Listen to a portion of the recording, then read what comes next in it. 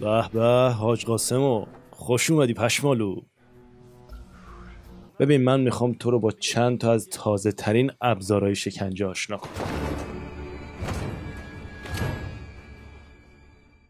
ای جونم، منو بردی به خاطرات کلاسای محروم لاجوردی. آره خودشه. ببین اینا ابزارهای کارتن؟ منظورم اینه واقعا خیلی قدیمی هن. یه چیزی تو مایه های دهه 60 اون طرفا. یا هرچی میخوام میگی یا با این طرفی. نه بابا به درد نمیخوره.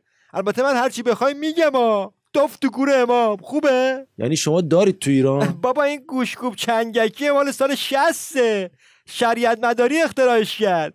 جدیدش اومده خودش موتور داره لتو پار میکنه. باشه اگه این قدیمیه اینو میذارم کنار، میرم سراغ یکی دیگه.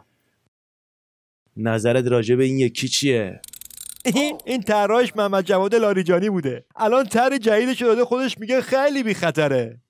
چی میگی؟ تازه اومده تو بازار؟ تو بازار شما تازه اومده؟ آخه اینطوری نمیشه که من هر چی نشون میدم تو آدمو ضایع میکنی. ناراحت نشو، یکی دیگه بهم نشون بده. باشه بابا، حالا پیشنهادت چیه؟ هیچی، تو باید بیای ایران بدم دست قاضی صلواتی و حاج آقا اژه‌ای و برای عکس قشنگ بروزت کنم. گرفتی ما رو؟ مگه دیوونم برم ایران؟ صبر کن، با اینکه آتیش میزنه آشنایی؟ آره این که شعله پاشه. تو سوریه و عراق تا دلت بخواد ازش استفاده کردیم. این یه مدل جدیدم داره میدونی؟ بلوتوث کار میکنه. خفه شو خفه شو خفه شو. الان با این بابا تو در میارم. نه